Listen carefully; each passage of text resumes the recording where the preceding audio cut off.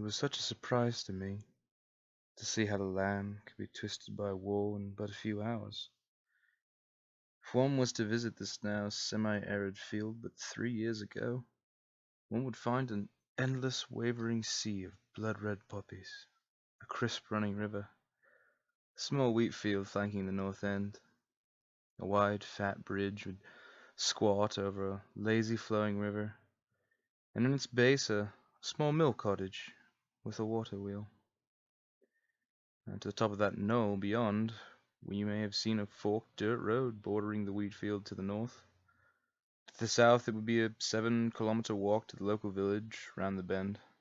Ancient, cozy structures, set aback cobblestone streets. Be a peaceful place. Children playing in the fields, games of Release the Peddler, some not. Mothers baking, barkers crying out the morning post. Chipper of birds in the trees. Beneath those probably sat lovers in their late spring embraces. One could have called it blissful, pristine, paradise. Now, oh, now sits only shell holes, death, and the reek of decay and ozone. The war hadn't taken long to reach this area of France. The machined infantry of the Germanic forces had marched clear through this place, locking horns with the Franco-British forces. Opposite the river, of course. It was mid-morn that French patrols were attacked by mettled men in an ambuscade near that small mill beneath the knoll. They were a terror to witness. We had all heard stories, of course, what happened to men injured in combat, too sick or too weak to fight on, men who'd lost arms, legs, eyes, or fingers. They were not sent home. Rather, they were taken to their organic mechanics to be fitted with machined implants, rearmed and resupplied and sent back to battle. My first day as a soldier of my battalion, we held the line against the Germanic war machine. Later that day, we heard the screams of pain from the injured men in those demonic, horrible medical tents. That night, we fought them again. Half-machined abominations, scabs of living metal, cobbled together, wheezing in pain, agony, fueled by anger, by a clockwork heart, barely alive, their brains traumatized of being denied its right to die properly. Spurred on by the whips of its masters, eyes glowing red, joints creaking, uniform maneuvers offset by random jerks and inhuman twitches of their iron limbs. It was a sight that made my blood run cold and churned my stomach something awful. I often think about that night. The first encounter with the machined infantry, the tin soldiers, as we called them afterward. I always believed there could be no greater crime than denying someone their escape from this blasted world. I often think about it when I wake up in the morning and attach my own machined limbs, a final gift from that night of terror. Tin soldiers decided to spread their wicked existence onto me like a steel plague. I had run dry of ammo at the same time their shambling, creaking shells reached our trench line. One of their soldiers, a man with the entire left side of his body machined and clicking, ticking and whirling, as if someone had cut him right down the middle and sewn an iron skeleton to one half. He tore my right arm clean from its socket. I sparsely recall what happened afterward. as my vision went dark from the pain, the blood, the shock. What I do remember is being awoken by a tremendous pain, strapped to a table as our own medical officers began binding their own version of this infernal science to me. From that day on, I received a medal, a promotion, and a life sentence. I was a purger, one who was to be swept clean, something less than a man, unclean and oily, a soldier who wasn't strong enough to die in battle proper. And so I had to relive the battle over and over. A criminal to my God, sentenced to a purgatory of acrid smoke and daily oilings, and the fear of rust, not rot, clanking and creaking. I became a beast with a clockwork heart. Our own tin soldier, a chrome hound. For 3 years I have led men into battle. For 3 years I was cut to pieces and rebuilt. For 3 years my flesh fell away and was replaced with metal scrap. For 3 years I have fought the Germanic war machines, their walking artillery, automated sentry guns, through manufactorums and industrial depots. My life turned to steel as I watched the world around me be consumed by this great war of steel and assembly lines. As trees, ore, men and women marched into enormous factories, they were melted down, carved out, and turned into workers whose main creation was destruction.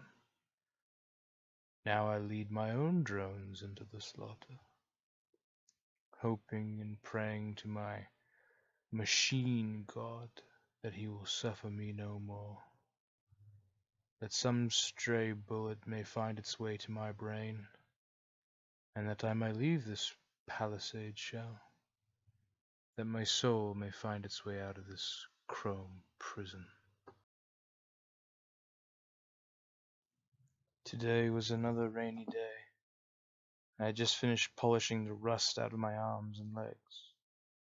At this point, the only parts of me that weren't chromed over was my head, save half my lower jaw, and a metal plate across the top. Half of my torso, my heart, one lung, liver, spleen, stomach, most of my intestines, and my right index finger, and left middle finger and ring finger, of course. I clanked up and down the trench, the rain tapping off my joints. The uniform we wore was tight and constricted movement, and I wished to be as exposed as possible during trench raids. The sky burned red and was choked with the acrid smoke. For about 20 meters to the east, the Germanic lines busied themselves. Behind those hazy outlines of their headquarters sat chimneys belching smoke and fire. Field factories, not unlike our own, cropped up outside battle lines to build tanks, walkers, machined limbs, and far worse. I could hear the careless whispers of new recruits. Some had never seen a chrome hound before this great war. Now they were all in possession of at least one machined organ or limb, at least, set into their own unit, away from the fleshy, authentic brethren. I glanced down my pocket watch, seeing the time was close to 5 past the hour. Casting one final glance at my men, slouched on their benches, I marched into the officer's dugout to meet with my superior, one Captain Vivian Sawyer. The sergeant at the doorway was a squat Scottishman with a machined peg leg. He called out as I approached. Staff Sergeant Cutter for your mom. His voice was wheezy, metallic. Through brass wires and copper tubing it was ground out. I marched farther into the small hole. It was beset with a stove, a small table, a bed, and on the table was an old and ratted battle map. "We are ready?" she asked. Her voice was calm and smooth, clearly a woman who was once a mother. She had half the improvements I had, but had lived through twice as many battles. "As best they can be. Most of them have only come from the forges last night. Their performance may vary, but I doubt they received the best stock of new limbs," I replied, glancing over the patchwork of crisscrossing lines on the stained and ratted map.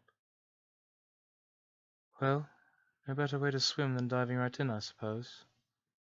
With that she produced a gas mask kit off the wall, a sort of rucksack with twin tubes leading up to a macabre mask, and she laid atop her head. "Will you be all right? You still have one soft lung, you realize?" she asked, an air of motherly concern creeping into her cold exterior facade.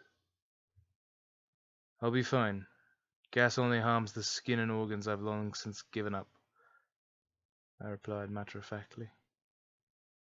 "Hey then, let's go welcome the ranks." And with that we set off to rally the troops. Oi, square off you lot. Captain's approaching, barked the squat-pegged sergeant from the door. The men quickly stood, tucked in shirts, removed caps, and found their balance on cobbled legs and feet they hadn't quite grown accustomed to.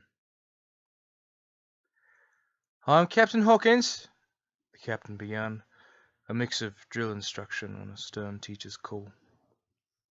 "And you are my chrome hounds, my ironclad dogs of war." The captain climbed halfway up a ladder, scattering two young boys who, while externally looked fine, wheezed from tainted organs. "Today, we will raid the Cote 64 lines. These Germanic bastards have been casting gas on our boys all week. We intend to capture the trench, move through the bunkers to the top of the hill, and take the gas launcher platform. Fear not. Gas harms the flesh, but you are steel and wire. The skin is weak, but the machine is strong. You shall fear no such things. You are hard. Machine guns need not concern you. And should you die, may you die men, and such that you need not suffer your iron tombs any longer." The promise of a true death, freedom from these steel shackles, always touched my warm, soft heart. The idea to be freed from my bonds, these cold, metallic walls that held me. Yes, today would be a good day to die, a day to die free. The men in turn let loose cheers and shouts of relief from the cold and twisted and the pain of an illegitimate body. With the time ticked to 10 past, the whistle was blown, and the men with their rifles and shotguns and submachine guns poured out of our lines. With metallic clanking and hearty shouts, they charged the knoll, crossed the river, above the mill cottage, at the base of the stone bridge. Soon after, machine guns rattled to life. The smell of diesel filled the air. Motors on chained bayonets revved. The captain's own emoliator squadron roared tongues of hot oil and of tar into the enemy fortifications. My own handgun, spitting its seeds of iron through flesh and bone. We were not men. We truly were dogs, ripping and tearing our enemy to pieces, burning them alive if need to. Not out of hate or anger. We were saving them. If they were not killed properly, they would live on as we were. Chrome hounds, dogs of war spat out to fight long after the spirit had died. Yes, yes, this was merciful. This was our path. We were not iron dogs. We were but angels. Angels of salvation. The angels of gods, of men, not machines. These were men, what we once were, and what we shall be again. More man than machine.